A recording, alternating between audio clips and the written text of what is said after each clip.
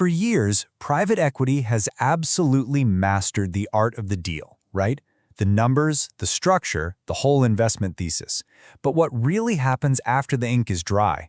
We're about to explore the true driver of success or failure once that deal closes. And here's a hint. It's not in the spreadsheets. It's in the leadership. Picture this. The deal's done. You can almost hear the collective sigh of relief in the boardroom. The intense scrutiny is over, and this powerful assumption starts to take hold. Okay, finally. We can get back to business as usual. But here's the thing. Private equity doesn't buy a company for what it did in the past. It buys it for its future potential. And unlocking that potential, well, that takes a huge shift that business as usual just can't deliver. We're going to pull back the curtain on the hidden friction that can send even the most promising investments off the rails. So here's how we'll break it all down. We'll start with that post-deal honeymoon, then uncover something called the Great Disconnect, and step right inside the pressure cooker. After that, we pivot to the solution, 5 leadership superpowers, and how to use them, before we ask that ultimate question, are you truly future-ready? Okay, so let's talk about this honeymoon phase. It's really built on a fundamental misunderstanding. The management team, they often think their past success is what sealed the deal. But the PE firm, they have a totally different view. They didn't invest in what the company was, they invested in what it could become. And that right there creates a new, much higher stakes game that demands a completely different kind of leadership. And this leads us straight to the reality of the situation. A leadership survey from Alex Partners found this massive gap in perception between the investors and the executives running their companies, a gap they call the Great Disconnect. This is where the trouble really starts to brew. Now, at first glance, it looks like everybody's on the same page. Growth is the goal, right? But look closer at the numbers. The PE firms are way more focused on hitting those very specific value growth targets. It's a subtle difference, but it's critical. See, investors are thinking about the exit from day one, while the management team is focused on the day-to-day operations. And that is the first crack in the foundation. And wow, this chart says it all. This shows the disconnect in plain sight. Private equity investors are 3 times more likely than the company's own execs to see leadership as a major challenge. Just think about that for a second. While the executives are feeling pretty confident, their investors are looking on with some serious concern, wondering, can this team actually get it done? And this isn't some minor issue we're talking about. When PE firms are asked what causes a company to underperform, they don't point to the market or a bad strategy first. No. Nearly 2/3, 63%, point to one single thing: leadership misalignment. It is the #1 silent value killer in private equity, period. So this disconnect doesn't just hang in the air. It creates this intense pressure cooker environment for the leaders. The expectations are way higher, the timeline is squeezed, and the demand for change is just relentless. It's not just a tougher job. It's a fundamentally different one. And the consequence of all this pressure is stark.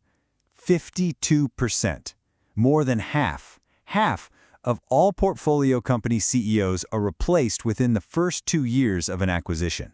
They just don't make it through that initial phase. Now, you might think these changes happen immediately, but the data here shows the exact opposite. Most of the turnover, 61% of it, happens after the first year. This tells you something crucial. These aren't problems that were found during due diligence. These are issues of adaptation that bubble up over time, under pressure. And what's even more telling is that 42% of this turnover is unplanned. That means the PE firm was forced to make a change they really didn't want to make. And you can really feel the human toll in these numbers. I mean, a staggering 85% of leaders say they need more support. They're struggling to figure out what to prioritize, and almost 1/3 are actively worried about losing their job. So, they're being asked to completely transform a business while feeling overwhelmed and under-supported. Okay, so we've diagnosed the problem pretty clearly, this great disconnect and the crazy pressure it creates. But what's the antidote? It's not about just telling people to work harder. It's about building a whole new set of skills, a framework they call future-ready leadership. So what does future-ready actually mean? It's not about reacting to a crisis faster than the next guy. It's about building the organizational muscle to see what's coming down the pike, tweak your strategy, and act decisively before you get backed into a corner. It's a total shift from being reactive to being proactive. This whole idea is built on 5 interconnected superpowers. First, be a present futurist, which means you manage today's business while you're actively preparing for tomorrow's. Second, be an experienced learner. You value your experience, but you're always curious. Then, be a prepared risk taker. You make bold moves, but you do it smart. Fourth, be a strategic executor. You turn those great ideas into actual results. And finally, be an accountable collaborator. You build great teams and you own the outcomes together. I love this quote because it just nails the whole issue. The skills that built a really successful company are often not the same skills you need to scale it in the high-stakes world of private equity. What got you here simply won't get you there. You need a new playbook. So this all sounds great in theory, right? But how do these superpowers actually solve the real-world problems we saw in the survey? How do they really move the needle on creating value? This is where the rubber meets the road. This framework becomes a really practical tool. So for instance, is slow decision-making killing your progress? Well, that's a signal that you need to develop the prepared risk-taker superpower. Are your teams falling apart under pressure? That's a direct call to become accountable collaborators. The framework gives you a straight line from a specific business challenge to a leadership skill you can actually build. And this reveals the really big mindset shift here. It's not about just hiring a bunch of individual all-stars and hoping for the best. The goal is to build a cohesive leadership system, a whole team that has these shared capabilities, that thinks and decides and executes together. And the data proves this approach actually works.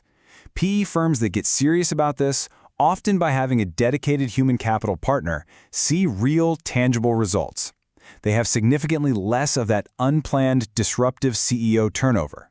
This shows that focusing on leadership isn't some soft skill. It's a strategic move that directly cuts risk and protects value. All of this data, all this analysis, it all brings us to the ultimate question, the one that really truly matters for any investor or leadership team out there. In an era of high valuations and intense competition, you just can't win on capital or strategy alone anymore.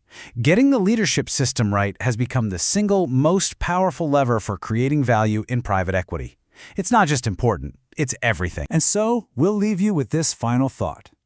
You know, it's easy to put a team together with impressive resumes, but talent by itself is no longer enough.